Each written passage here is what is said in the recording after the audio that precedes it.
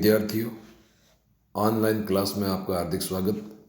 मैं डॉक्टर ओमप्री स्वामी, सहायक आचार्य भूगोल, राजकीय महाविद्यालय भीनमाल, बीए प्रथम वर्ष का द्वितीय प्रश्न पत्र भारत का भूगोल।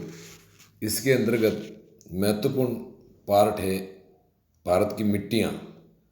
तो आज हम मिट्टियों पर चर्चा करेंगे कि देश में किस किस प्रकार की मिट्टी पाई जाती है और हमारे लिए कितनी महत्वपूर्ण है। सर्वप्रथम मिट्टी की परिभाषा को समझेंगे। मृदा पृथ्वी की ऊपरी सतह पर एक परत के रूप में मिलती है जिसका निर्माण चट्टानों तथा खनिजों के अपक्षय एवं जीवाश्मों के सड़ने गलने से हुआ है। भारत में पाई जाने वाली मिट्टियों को 3 भागों में वर्गीकृत करते हैं: कटिबंधीय मिट्टियाँ, अंतरकटिबंधीय मिट्टियाँ और अकटिबंधीय मिट्टियाँ। कटिबंधीय मिट्टियाँ ये मृदाएं वनस्पति तथा जलवायु के लंबे प्रभाव से पूर्ण विकसित होती हैं।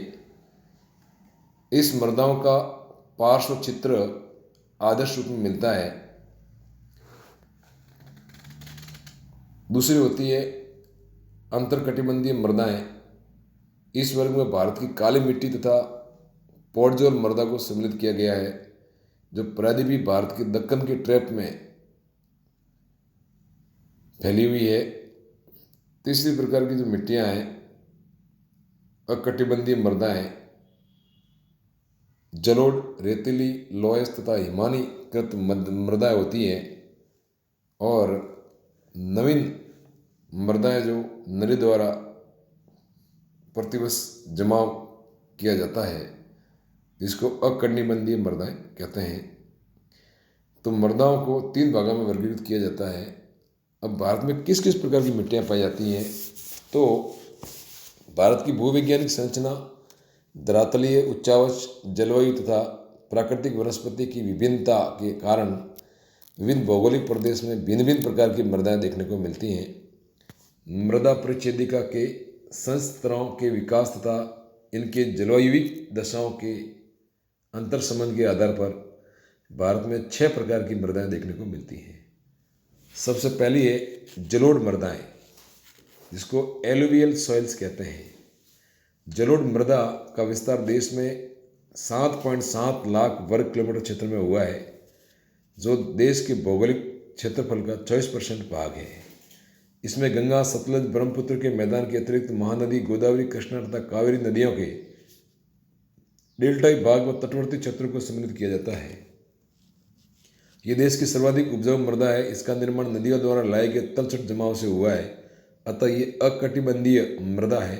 इनका मुख्य विस्तार उत्तर भारत के विशाल मैदान में है, जहाँ प्रतिवर्ष नदियाँ बड़ी मात्रा में अवसाद लाकर जमा करती हैं। इनमें चूना व पोटास की अधिकता मिलती है। राज्यों के अनुसार इसका विस्तार देखें तो ये मृदा राजस्थान, पंजाब, उत्तर प्रदेश, बिहार, पश्चिम बंगाल, उड़ीसा, असम आदि में फैली हुई है। जलोढ़ मृदाओं का रंग सामान्य धूसर, हल्का भूरा या पीलापन लिए होता है। संगठन की दृष्टि से ये दोमट व छिलटी से मृत्तिका युक्त होती हैं, जो स्थानीय भिन्नता रखती हैं। मृदा परिच्छेदिका के विकास में भी क्षेत्रीय अंतर मिलता है, लेकिन पूर्णतः विकसित परिच्छेदिका कहीं भी देखने को नहीं मिलती है। इस प्रकार की मृदाओं में फास्फोरस, चूना, पोटास की मात्रा अधिक पाई जाती है और जीवाश्म पदार्थ की कमी होती है। ये उर्वरक की दृष्टि से बहुत ही उपयोगी होती है। ये बहुत ही उपजाऊ मृदा है। इसमें खाद्यान्न, दलहन, तिलहन, रेशेदार फसलें बहुत मात्रा में पैदा होती है। इस प्रकार ये मिट्टी सर्वाधिक मात्रा में राज्य में भारत में फैली हुई है। दूसरे प्रकार की मिट्टियाँ हैं वो काली मिट्टियाँ हैं। ये मृदा देश में लगभग 5.18 लाख वर्ग किलोमीटर क्षेत्र में फैली हुई है, जो मुख्यतः महाराष्ट्र, दक्षिणी एवं पूर्वी गुजरात, पश्चिमी मध्य प्रदेश, उत्तरी कर्नाटक, तेलंगाना, उत्तरी आंध्र प्रदेश, उत्तर पश्चिमी तमिलनाडु व दक्षिणी पूर्वी राजस्थान में फैली हुई है। इस मृदा का निर्माण ज्वालामुखी लावा से हुआ है।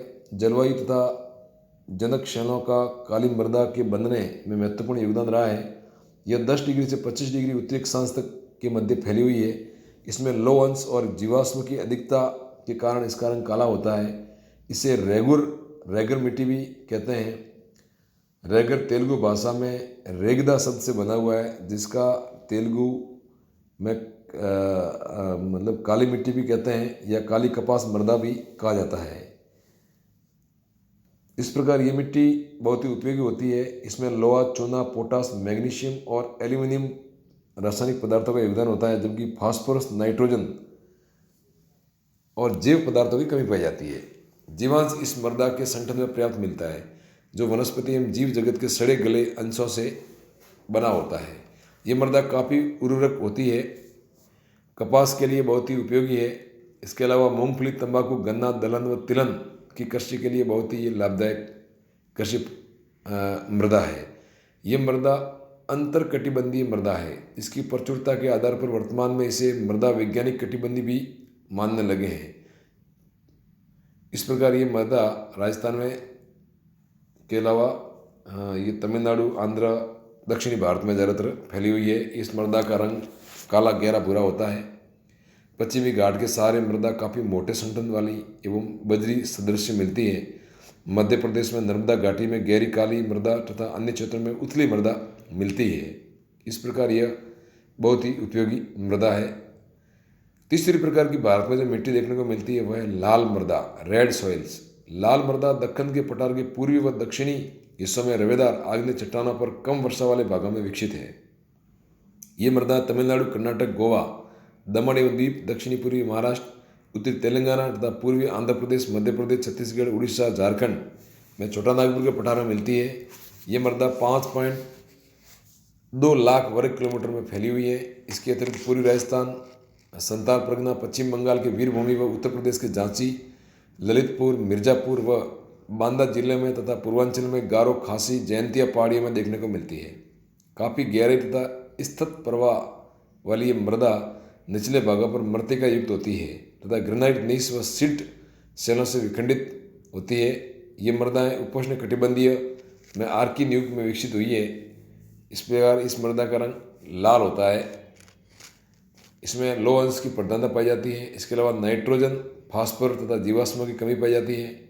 तमिलनाडु की लाल मृदाएं लाल ग्रेनाइट से बनी हुई हैं। ये उथली, खुले गठन वाली, अम्लीय तथा कम जीवाश्म वाली मृदा है। इस प्रकार ये मिट्टी दलहन, तिलहन की कृषि के लिए उपयोगी है। इसके अलावा तमिलनाडु एवं कर्नाटक में इस मृदा में रबड़ एवं कहवा के बागान लगाए गए हैं। चौथे प्रकार की मिट्टी है लेटेराइट मिट्टी। लेटेराइट लैटिन भाषा के लेटर शब्द से बना हुआ है, जिसका अर्थ है ईंट। ये मृदा देखने में ईंट की तरह लगती है, जिसमें चूना, फास्फोरस, पोटास एवं नाइट्रोजन की कमी पाई जाती है। यह देश के लगभग 1.5 लाख वर्ग किलोमीटर क्षेत्रफल में फैली हुई है। इनका विस्तार पश्चिमी घाट तथा इलायची की पहाड़ियों तथा पूर्वी घाट व छोटा नागपुर के पठार के पूर्वी क्षेत्रों में हुआ है। तमिलनाडु में हजारीबाग, असम में एवं काठियावाड़ में भी कहीं कहीं ये मृदा देखने को मिलती है। यह सरंध्री मृत्तिका युक्त होती है, जिसमें लोहा, एल्यूमिनियम के हाइड्रोक्साइड मिलते हैं तथा यह ईंट सदृश कठोर होती है। लेटराइट मृदा का निर्माण उष्णार्द्र क्षेत्र में होता है, जहाँ अधिक वर्षा के कारण मृदा के ऊपरी स्तरों से सिलिका एवं जीवाश्म का अपव्यय हो जाता है तथा ये तत्व निचले संस्तरों में जमा हो जाते हैं। इस क्रिया को निक्षालन कहते हैं, जिसके उपरांत लोहा एवं एल्यूमिनियम ही शेष बचते हैं। अनेक बार एल्यूमिनियम इतनी अधिक मात्रा में बच जाता है कि इन्हें बॉक्साइड के अयस्क के रूप में प्रयोग में लिया जाता है। इस प्रकार लोहा एवं एल्यूमिनियम केशी क्रिया द्वारा भी सतह पर लाया जाता है और ये मिट्टी बहुत ही इस प्रकार उपयोगी है। लेटराइट मृदा अनेक स्थानों पर नदियों द्वारा अपरदित कर दिया जाता है। इस प्रकार की मिट्टी 200 सेंटीमीटर से अधिक वर्षा वाले क्षेत्रों में देखने को मिलती है। कर्नाटक, केरल एवं गोवा में इस मृदा में रबड़ के बागान लगाए गए हैं। लेटराइट मृदा में घास, झाड़ियाँ भी विकसित होती है। हाल ही में इनमें काजू के पेड़ लगाए गए हैं, जो अच्छी तरह पनप रहे हैं। तमिलनाडु, आंध्र प्रदेश और केरल की लाल लेटराइट मृदाएं काजू की फसल के लिए काफ़ी विख्यात हैं एवं उपयोगी हैं। पांचवें प्रकार की जो भारत में मृदाएं देखने को मिलती हैं वह है पर्वतीय मृदा। पर्वतीय ढलानों पर विकसित होने वाली इस मृदा को वनी मृदा भी कहते हैं। इनका विस्तार 2.8 लाख वर्ग किलोमीटर क्षेत्र में पाया जाता है। ये एक पतली परत के रूप में मिलती है, जो कम गहरी, पथरीली, कम उपजाऊ होती है।